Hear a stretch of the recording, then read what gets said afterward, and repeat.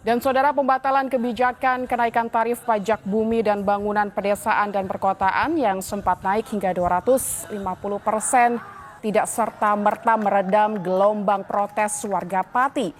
Warga tetap menggelar unjuk rasa menuntut Bupati Pati Sudewo lengser dari jabatannya. Kita akan membahasnya lebih dalam, saudara, bersama Ketua KPPOD Herman N. Suparman lewat sambungan Zoom untuk mengulas lebih lanjut. Selamat pagi, Pak Herman.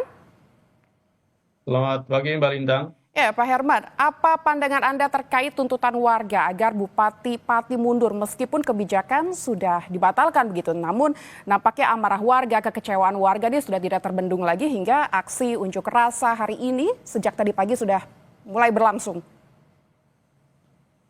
Ya, ini kan satu bentuk tuntutan publik gitu ya terhadap seorang kepala daerah yang itu notabene dipilih langsung oleh warga atau mendapat mandat langsung dari rakyatnya dan dia mengkhianati gitu ya kepercayaan masyarakat Pati atau warga Pati eh, terkait dengan kebijakan pajak dan retribusi daerah, lebih khusus lagi terkait dengan PBBP 2. Dan bagi kami resistensi dan juga tuntutan mundurnya bupati ini itu masuk akal karena kebijakan yang diambil oleh seorang kepala daerah yang dipilih langsung oleh rakyatnya itu justru menimbulkan beban yang luar biasa terhadap warganya sendiri, gitu ya. Dan bagi kami ini sebetulnya satu sinyal kepada semua kepala daerah, eh, tidak hanya di Pati gitu ya, terhadap semua kepala daerah ketika mereka menyusun sebuah kebijakan publik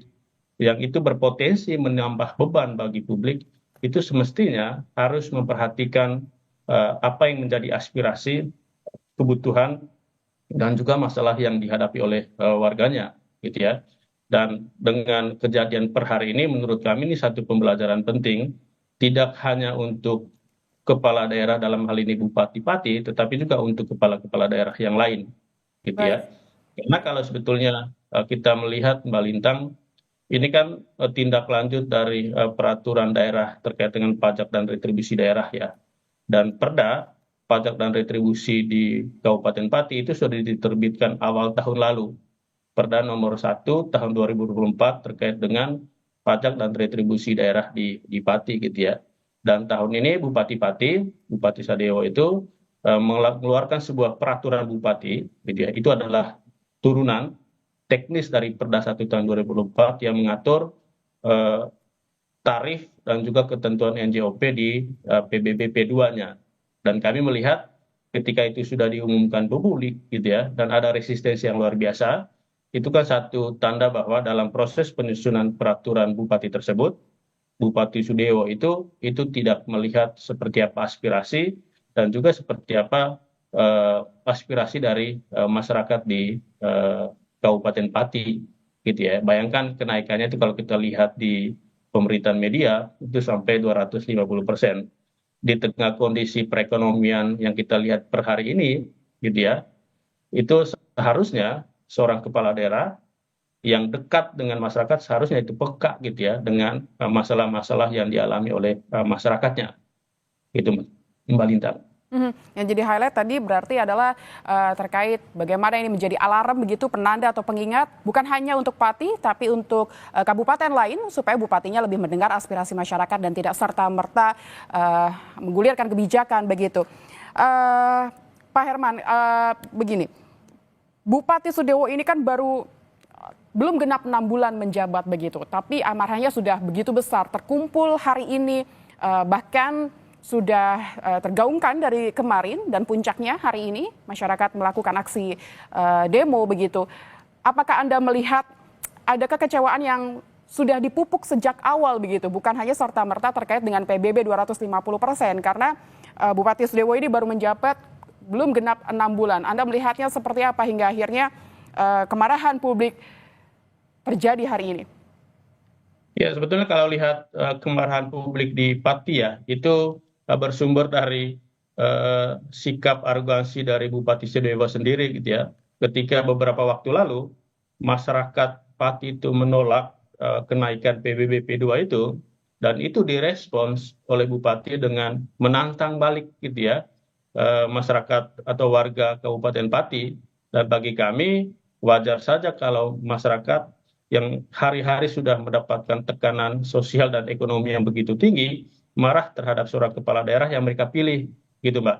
Jadi bagi kami ini sebetulnya satu tanda bahwa ketika seorang kepala daerah itu tidak peka dengan kondisi sosial ekonomi masyarakatnya, ditambah lagi dengan sikap arogansi seperti ini, ya masyarakat pasti marah dan kecewa dengan sikap seorang kepala daerah seperti itu.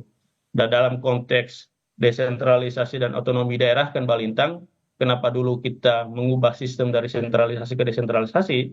Karena harapannya dengan kita mendekatkan negara, dalam hal ini pemerintah daerah dengan masyarakat di daerah, itu bisa mampu mengidentifikasi, mengakomodir, merangkum gitu ya, dan juga menyelesaikan persoalan yang mereka hadapi sehari-hari. Justru ini sebaliknya gitu ya. Ini yang menjadi sumber kekecewaan masyarakat Pati. Dan bagi kami ketika Bupati hadir dengan kearogansian seperti itu, ya publik pasti marah dan menuntut seperti yang kita alami atau kita lihat hari ini, Balintang. Jadi kuncinya adalah merespons bagaimana kekecewaan masyarakat, tidak menanggapi dengan arogansi sehingga itu tidak memupuk kemarahan begitu, kekecewaan yang berlebih hingga jatuhnya aksi demo yang semakin besar begitu ya Pak Herman.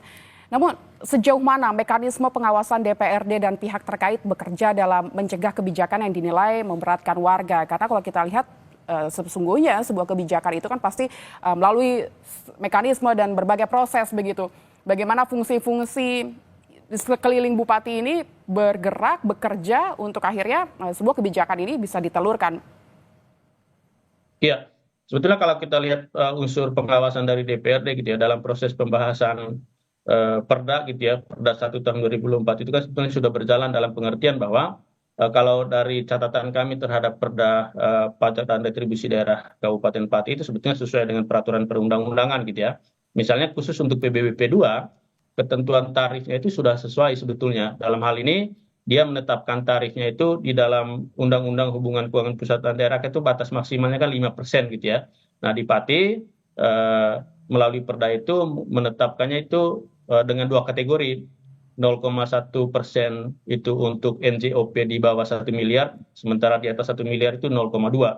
Tetapi yang jadi catatan besarnya kan sekarang itu di ketentuan terkait dengan nilai NJOP-nya Balintang. Dan ini menjadi ranahnya kepala daerah untuk menentukan itu. Dan bagi kami, ketika dia mengatur atau merancang NJOP itu, seharusnya gitu ya, seharusnya itu harus mendengar stakeholders dalam hal ini, terutama gitu ya, publik yang akan mendapatkan beban dari kebijakan itu. Dan ketika sekarang sudah ada resistensi seperti ini, bagi kami wajib hukumnya DPRD di Kabupaten Pati itu untuk memanggil meminta pertanggungjawaban dari Bupati Sudewo itu. Baik. Itu pengawasan dari sisi dimensi horizontalnya gitu Mbak ya. Baik Pak Herman, kita tahan sejenak karena saya akan memanggil jurnalis Kompas TV di Pati, Jawa Tengah, ada Desi rekan saya untuk berbincang dengan salah satu warga terkait dengan aspirasinya, terkait dengan tuntutannya hari ini untuk melengsarkan Bupati Pati Sudewo. Silakan.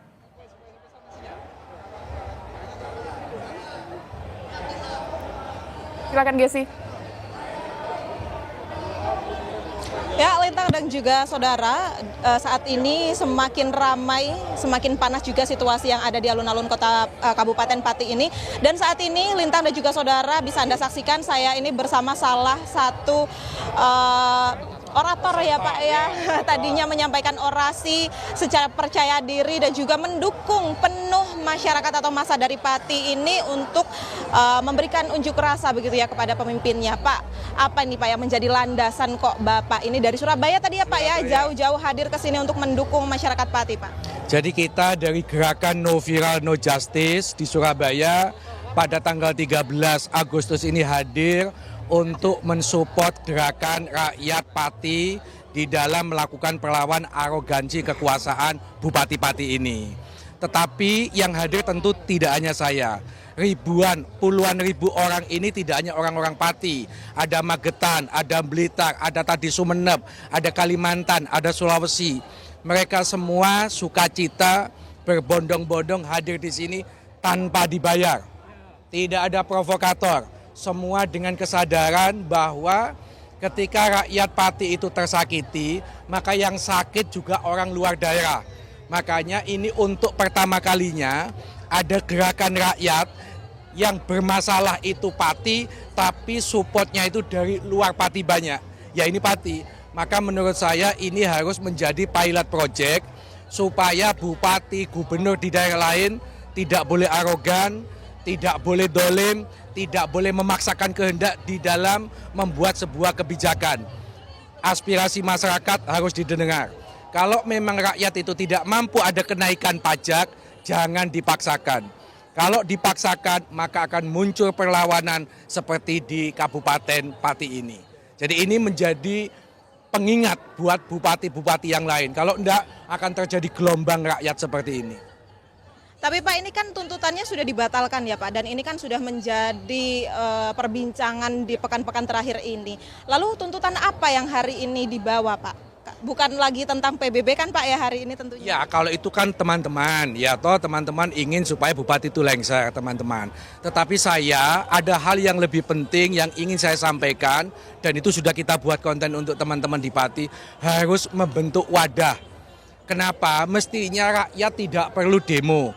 Mereka sudah punya perwakilan DPRD Kabupaten Pati.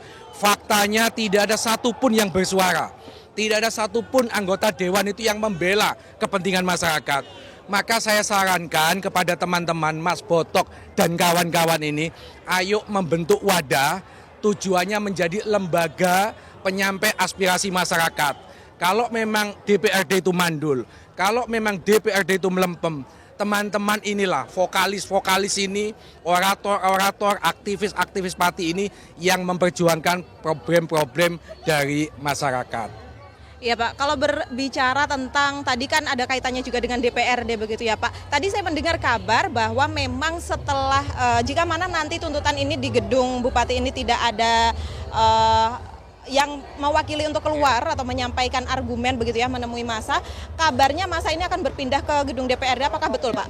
Kalau soal itu ya nggak masalah mau pindah ke kantor gubernur, ke DPRD, tidak apa-apa. Pesan saya tadi pada saat orasi di panggung saya sampaikan, ayo kita tunjukkan tanggal 13 Agustus ini adalah aksi damai. Jangan ada pengerusakan, jangan ada pencabutan rumput-rumput. Tidak boleh.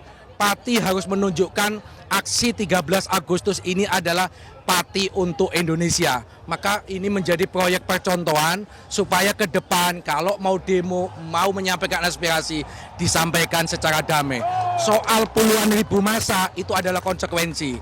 Tetapi teman-teman bisa menjamin tidak akan ada anarkisme. Semua disampaikan secara damai. Jika mana nanti tuntutannya itu tidak tercapai gimana Pak? Nah, itu soal teman-teman. Kita yang di luar Pati mensupport. Saya kebetulan pengacara akan siap mendampingi teman-teman ketika ada persoalan-persoalan hukum. Kita siap. Dari Surabaya siap. Tetapi tentu di Pati ini juga banyak pengacara-pengacara. Ayo kita gabung. Jangan dilokalisir bahwa ini adalah masalah Pati. Pemimpin arogan itu banyak di tempat-tempat yang ada. Ayo belajar lawan pemimpin-pemimpin yang arogan ini. Baik Bapak, terima kasih untuk waktunya. Ya Saudara, memang tuntutan yang diberikan pada hari ini atau yang dibawa massa ini, satu yang paling pasti yaitu mereka meminta untuk Bupati Kabupaten Pati ini mengundurkan diri dari jabatannya. Namun apakah nantinya di akhir itu hal ini akan terrealisasi? Pastinya hal ini membutuhkan waktu yang panjang dan kita lihat bagaimana nantinya apakah ada perwakilan dari Bupati ataupun DPRD yang menemui massa, nanti kita akan lihat bersama-sama. Tentunya untuk hari ini dan saat ini massa semakin banyak yang hadir Saudara dan juga semakin memanas situasinya. Semoga saja nanti masih tetap bisa terkondisikan. Lintang. Baik, Gesi, dari Pati Jawa Tengah tadi sudah mendengar aspirasi warga, salah satunya adalah terkait dengan bukan hanya sekedar pelengseran Bupati Pati, tapi lebih dari itu untuk menyoroti kinerja DPRD. Terima kasih, Gesi. Kita akan kembali ke Pak Herman. Pak Herman masih bersama saya? Siap, Mbak Lintang. Ya, Pak Herman, tadi yang disoroti oleh salah satu warga Pati adalah, itu tadi yang sudah saya sebutkan, bahwa ini bukan sekedar tuntutan pelengseran Bupati Pati Sudewo, tapi juga kinerja DPRD salah satunya, bagaimana selama ini terkesan melempem begitu, tidak mengawal kebijakan yang dilakukan oleh Bupati. Bagaimana menanggapi ini? Apakah memang tidak ada ruang diskusi, ruang publik begitu dengan DPRD? Seperti apa Anda menyoroti kerja DPRD ini? Ya, betul. Kan salah satu fungsi DPRD ya, sebagai unsur legislatif dan juga sebagai unsur penting dalam penyelenggaraan pemerintahan daerah, gitu ya, melakukan pengawasan terhadap pihak eksekutif, dalam hal ini kepala daerah, gitu ya. Kita yang memang memantau dari pemberitaan media, tampaknya fungsi pengawasan itu, gitu ya, dari pemberitaan media kita tidak melihat seperti apa sepak terjang dari teman-teman atau rekan-rekan di DPRD untuk melakukan pengawasan ketika ada gejolak seperti ini, gitu ya. Itu yang melintang, itu yang kita lihat, dan menurut kami patut disayangkan, gitu ya, kalau DPRD-nya itu tidak mengambil sikap tertentu atau misalnya minimal memanggil kepala daerah, dalam hal ini Bupati Sudewo, untuk memberikan pertanggungjawaban, gitu ya, terhadap apa yang sedang terjadi. Makasihnya, Mas. Gitu ya.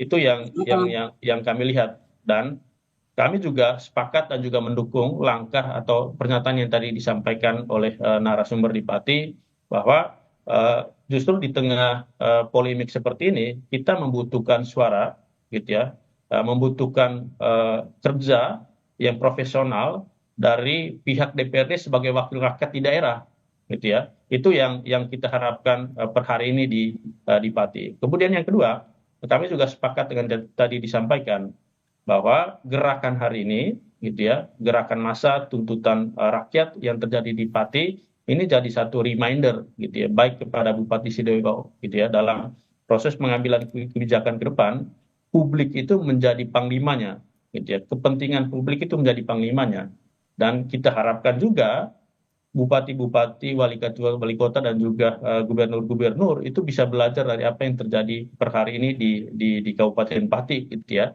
Karena Malintang, kalau kita lihat di putusan MK soal partisipasi bermakna, kan, gitu ya, dalam semua proses pengambilan kebijakan publik, gitu ya, publik itu mesti dilibatkan, gitu ya, secara bermakna. Dan itu kalau kita lihat di PP 45 tahun 2017 terkait dengan partisipasi publik, semua kebijakan yang itu berpotensi menimbulkan beban bagi masyarakat, wajib hukumnya untuk melibatkan masyarakat, gitu ya. Dan kami melihat apa yang terjadi di Pati, terutama langkah yang diambil Bupati Sudewo, itu sudah tidak memperhatikan kaidah-kaidah yang berlaku itu. Malah Pak Herman. Pak Herman? ya, suara saya terdengar? Terdengar Pak, silakan. Ya, kami melihat bahwa yang terjadi di Pati per hari ini memang salah satunya adalah soal minimnya fungsi pengawasan dari teman-teman di DPRD, gitu ya. Kemudian yang kedua, Bupati Sudewo sendiri itu tidak mengindahkan apa yang sudah ditetapkan oleh peraturan lebih tinggi, misalnya soal PP partisipasi publik itu. Kemudian yang kedua, soal bagaimana melibatkan publik secara bermakna di dalam proses pengambilan kebijakan ini, terutama karena kebijakan ini kan berpotensi menimbulkan beban yang luar biasa bagi masyarakat, gitu ya, apalagi dengan di konteks per hari ini, gitu ya, masyarakat itu berada pada himpitan tekanan ekonomi yang begitu tinggi, gitu. Jadi ya, kami melihat Bupati Sudewo dan mungkin juga kepala-kepala daerah lain itu perlu peka, gitu ya, terhadap situasi seperti ini. Dan yang kedua, ketika ada resistensi publik, itu seharusnya kepala daerah dan juga DPRD sebagai salah satu unsur penyelenggara pemerintahan daerah itu mesti mendengarkan, gitu ya, apa yang menjadi aspirasi, bukan malah menunjukkan taring kekuasaan. Ketika taring kekuasaan itu ditunjukkan, ya kita bisa lihat seperti apa kemarahan warga, gitu ya, seperti yang terjadi di Pati per hari ini, Mbak Linda. Oke, berarti adanya arogansi terlihat saat bagaimana pemerintah daerah merespons kemarahan atau kekecewaan publik. Tapi apakah Anda melihat tidak cukup? Kemarin sudah dibatalkan nih Pak. Apakah ini belum cukup untuk meredam masyarakat? Jadi masyarakat ini kecewaannya sudah menumpuk begitu sepertinya. Lalu Ya, apa bagi yang kami harus dilakukan?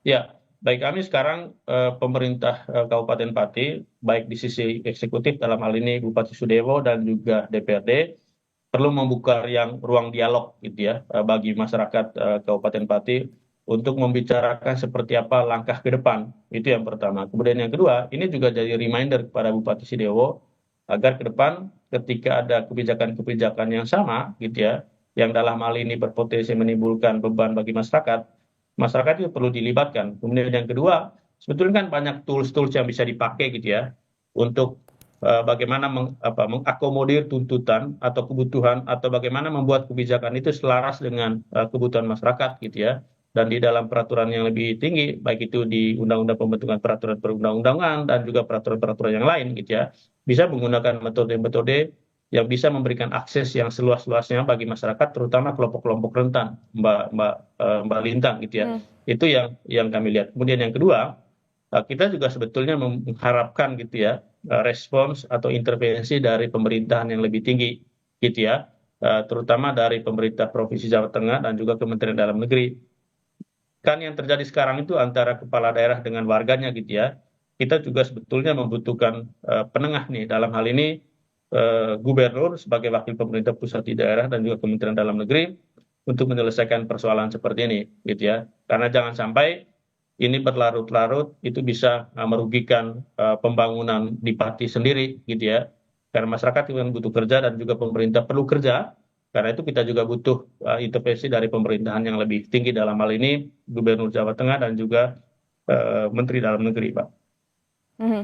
Berbicara pemerintah provinsi, saya mendapat informasi Wakil Gubernur Jawa Tengah Taci Yassin Maimun merestui warga Pati untuk menggelar demo besar-besaran. Meski begitu, diingatkan untuk agar warga Pati tak berlaku anarkis saat aksi. Bagaimana Anda melihatnya, Pak Herman, untuk respon yang didapat dari pemerintah provinsi mengawal demo hari ini? Ya, tentu sikap seperti itu sebetulnya biasa dalam pengertian bahwa demonstrasi itu kan hak warga negara gitu ya, untuk menyatakan pendapat, dan demonstrasi itu salah satu bentuk untuk menyampaikan pendapat gitu ya, dan itu perlu diberi ruang. Dan menurut kami tidak hanya mempersilahkan atau merestui gerakan seperti ini, tetapi juga kita perlu intervensi yang proaktif dari pemerintahan Jawa Tengah untuk turun menyelesaikan persoalan antara Bupati Sudewo dengan warganya gitu ya. Karena tuntutannya kan yang tidak biasa gitu ya, tuntutan mundur gitu ya. Dan dalam hal ini menurut kami kepala daerah yang dipilih langsung itu sudah tidak mendapatkan kepercayaan. Karena itu kita membutuhkan intervensi dari pemerintahan yang lebih tinggi gitu ya, dalam hal ini Gubernur Jawa Tengah atau dari pemerintahan pusat, dalam hal ini Kementerian Dalam Negeri, Balintang. Pak Herman, berbicara kepercayaan begitu yang sudah tercoreng, apa langkah yang seharusnya diambil Bupati Pati dalam waktu dekat untuk memulihkan kepercayaan masyarakat? Meski kita tahu bersama ini pasti butuh waktu begitu, tapi setidaknya apa yang bisa dilakukan oleh Bupati dalam hal untuk mengembalikan kepercayaan masyarakat terhadap kepemimpinannya? Ya, untuk jangka pendek gitu ya, kami kira Bupati Sudewo itu bisa membuka ruang dialog, terutama untuk tokoh-tokoh masyarakat, mulai dari DPRD, kemudian unsur pemerintahan daerah, kemudian level pemerintahan yang paling bawah gitu ya, mulai dari pemerintah desa sampai level RT RW untuk membuka ruang dialog itu, Mbak, gitu ya. Karena dengan menghadirkan tokoh-tokoh masyarakat ini, menurut kami ini satu bentuk mekanisme yang bisa dipakai untuk berkomunikasi dari hati ke hati gitu ya, dengan dengan terjadinya peristiwa seperti ini. Memang kita mengharapkan kerendahan hati dari seorang kepala daerah itu untuk turun ke rakyatnya, membuka ruang dialog itu gitu ya. Karena kalau masih menutup ruang dialog, bagi kami gerakan seperti akan terus terjadi ke depan. Dan yang dirugikan ya tentu pembangunan di Kabupaten Pati itu sendiri, Mbak.